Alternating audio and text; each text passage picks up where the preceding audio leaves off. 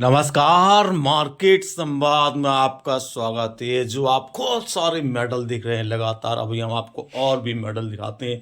इतने मेडल देखने के बाद आपके मन में सवाल उठ रहा होगा कि आखिर ये किसके हैं और कौन है जिसको इतने सारे मेडल मिले हैं। जी हाँ, इन मेडल को पाने वाले इस युवा से हम आपकी मुलाकात कराते हैं और इस युवा की मुलाकात में क्या क्या हमने बातचीत की है सुनिएगा, आपको बहुत अच्छा लगेगा।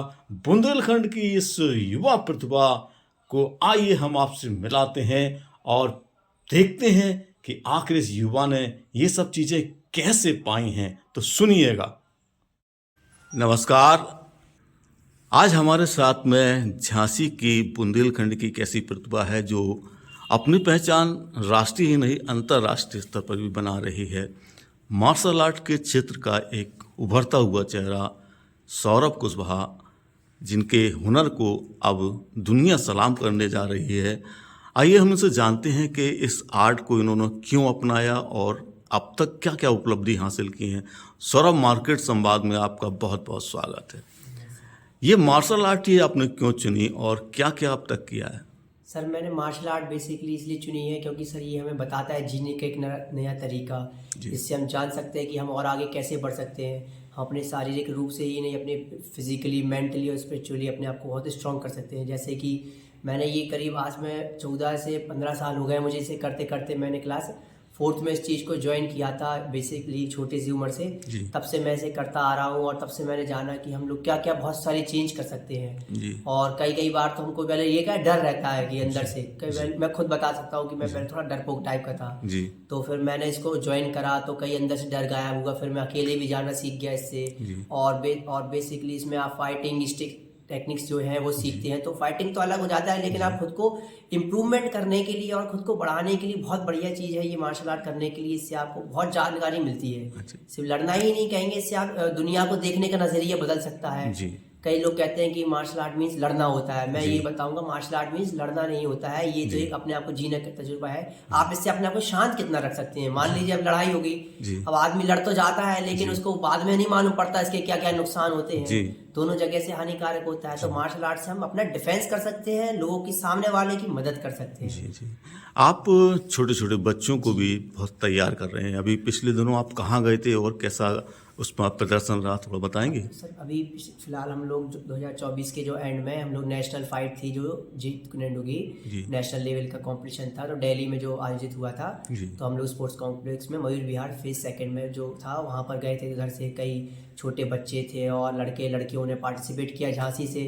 तो उधर पर उन्होंने को कम से कम 8 से 10 बच्चे थे, जिसमें कि 7-8 लोग अपने गोल्ड आया और बाकी की सिल्वर मेडलिस्ट हुए और यूपी को अपना 2nd पोजीशन मिली है उधर से। आपको अब तक कौन कौन से अवार्ड मिल चुके हैं? मैंने सर अभी से स्टार्ट किया जाए तो सर पहले तो मैं स्टेट खेल चुका हूँ, नेशनल खिलाड़ी हूँ और इंटर यूनिवर्सिटी और ऑल इंडिया यूनिवर्सिटी से, अपने बुंदेलखंड यूनिवर्सिटी से भी मैंने कई बार पार्टिसिपेट किया और हर बार अभी भी पार्टिसिपेट करता हूँ। और मैंने इंडिया बुक रिकॉर्ड बनाया है सबसे ऊंची हाईएस्ट किक मारने का ज़मीन से, जो कि 7.8 फीट है। फिर मैंने इंडिया के बाद वर्ल्ड रिकॉर्ड बनाया अपना ही रिकॉर्ड तोड़कर 8 फीट का। अब मैंने और सबसे ज़्यादा 360 किक जो होती है एक बार में मारने वाली कंटिन्यू 30 सेकंड में मैंने कम से कम 38 किक्स मारी हैं। वो वाला रिकॉर्ड एशिया रिकॉर्ड बनाया है, इंटरनेशनल में बनाया। और अब मैंने गिनीज में भी अपने लिए अप्लाई किया है, तो मैं गिनीज का 8 फीट का रिकॉर्ड खुद का बनाऊंगा और उसको तोड़ूंगा। अच्छा, तो आपका लक्ष्य अभी गिनीज बुक की तरफ है? हाँ जी, उसकी मेरी पूरी इन्फो कंप्लीट हो चुकी है तैयारी से। उधर से एक थोड़ा मेल आ जाएगा तो मेरा कंप्लीट हो जाएगा इस साल। अच्छा, जो युवा बच्चे जो छोटे छोटे सीखने आते हैं, आप उनमें कितनी ललक देखते हैं? सर, युवा बच्चों में तो इस समय हम देखेंगे बहुत ही लगन है, क्योंकि क्या है, बच्चे खेल खेल में उनको ऐसी चीज़ कराई जाए जो उनको अच्छा लगता है तो वो ज़्यादा करते हैं। जैसे ही कल हमने एक टास्क कराया बच्चों से, कहा कि कोई चलिए आज आप लोगों को लटकना है, तो आप मानेंगे नहीं, कई 5-5 साल के बच्चे थे जो बड़ों से ज़्यादा, अपने देखा होगा आजकल मेले में वो लटकने का कंपटीशन होता है कौन कितना। कल आप मानेंगे वो बच्चे 3 मिनट तक लटके रहे। और साथ ही मैंने बड़े बच्चों को कराया, वो 20 सेकंड 25 सेकंड में नीचे गिर गए। तो मैंने उन बच्चों से कहा कि आप करिए बेटा, आप कर सकते हैं। तो उन्होंने बहुत अच्छा परफॉर्मेंस दिया और कई लोग जंप अच्छी करने लगते हैं। बच्चों में तो काफ़ी इंटरेस्ट है इस समय बच्चों करने का, पेरेंट्स भी इंटरेस्ट दिखा रहे हैं, बच्चों को भेज रहे हैं। अगर आपको जैसे इस क्षेत्र में कोई सरकार से सहायता मिली है, कुछ ऐसा कुछ ऑफर आया है? अभी तो सर सरकार से कुछ नहीं मिला है। हाँ फिलहाल मिलता है थोड़ा बहुत तो कर ले जाते हैं, स्टेडियम अच्छा, की तरफ से मिल जाता है। जी। पर सरकार से लगी है विनती, कुछ ना कुछ हो जाए तो बच्चों के लिए फायदा रहेगा आगे। अच्छा।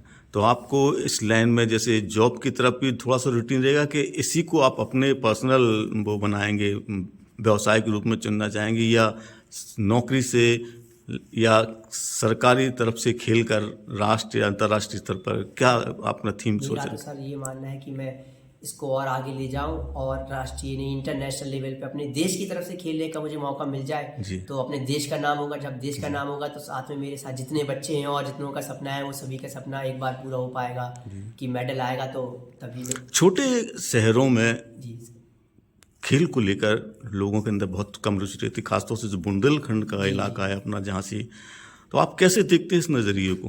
सर मैं ये जानना चाहूँगा क्या होता है, अपन कई बार कोशिश तो सभी लोग करते हैं, क्या है हर आप क्षेत्र में देखिए कहीं ना कहीं खिलाड़ी आपको मिल ही जाएंगे, कहीं दौड़ में, कहीं तैराकी में, कहीं कुश्ती में, लड़ाई मार हर जगह मिल जाते हैं। पर क्या होता है सर वो उनको डेवलप नहीं कर पाते, कैसे उनके पास टीचर्स नहीं रहते। अब क्या है अपने पास टीचर ही नहीं रहेगा तो अपन आगे कैसे बढ़ेंगे। सबसे बड़ी समस्या सर यही आती है कि बच्चे करना तो चाहता है लेकिन उसे फैसिलिटी और वो टीचर्स नहीं मिल पाता है। अब जैसे फैसिलिटी मिलती है तो कई कई जगह फीस इतना हो जाता है अब कई अफोर्ड ही नहीं कर सकते, तो कई पेरेंट्स सपोर्ट नहीं कर रहे हैं, तो इस वजह से रह जाते हैं बच्चे। वरना तो सर आप समझ लीजिए हिंदुस्तान में तो खिलाड़ी ही खिलाड़ी है हर जगह। बुंदेलखंड में कमी नहीं है। बुंदेलखंड में तो सर आपको हर जगह खिलाड़ी मिलेंगे, कुश्ती, पहलवानी, कहीं ना कहीं क्रिकेट, हर जगह कुछ ना कुछ चल ही रहा है इस समय। आप क्या संदेश देना चाहेंगे आज की युवाओं को? सर मैं आज के युवाओं को ये संदेश देना चाहूँगा क्योंकि आज का जो दौर अब आ रहा है, आप समझ लीजिए बीमारियों से भरा दौर आ रहा है। अगर आपको स्वस्थ रहना है तो आप, मैं ये नहीं कहूँगा कि आप मार्शल आर्ट करिए, आप तो कुछ नहीं करिए, दिन में उठकर कम से कम सुबह आप 1 से 2 किलोमीटर दौड़िए। शरीर को कम से कम 1 घंटा देना